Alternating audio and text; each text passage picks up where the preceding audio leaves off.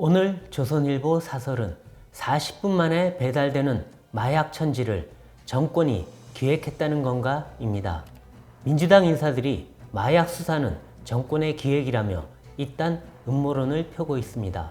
윤석열 정부가 실정을 덮고 위기를 넘기려 의도적으로 마약 수사를 확대하며 문제를 과장하고 있다는 것입니다.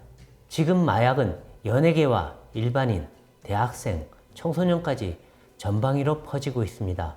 인터넷 휴대폰으로 마약을 주문해서 배달받고 피자 한 판 값으로 살 수 있습니다. 경찰관과 차량 운전자, 비행기 승객 등이 잇따라 마약에 취해 문제를 일으켰습니다.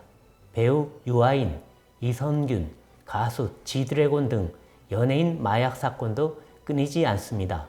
서울 강남 학원가에선 학생들이 필로폰 음료를 속아서 시음했습니다. 14세 여중생은 필로폰을 40분 만에 배달받아 투약했습니다. 대학가에는 대마 광고 수백 장이 살포됐습니다. 마약을 함께 투약한 인증샷도 돕니다.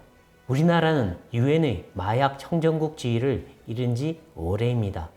올해 8월까지 검거된 마약 사범은 1만 2천 명으로 역대 최다입니다. 5년 새 30%가 늘었습니다. 10대 마약 사범은 3배 급증했습니다.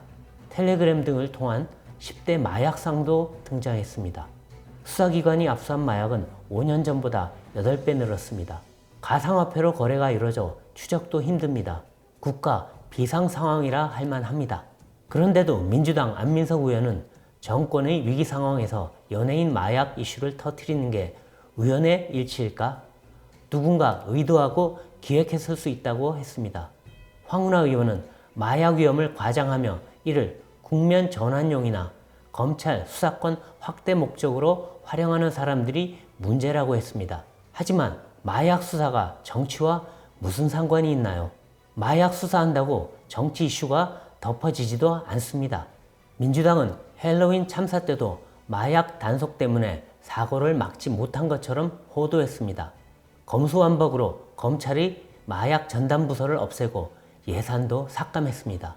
마약이 5년에 불과 5배 늘었는데 왜 마약과 전쟁을 벌이느냐고 했습니다.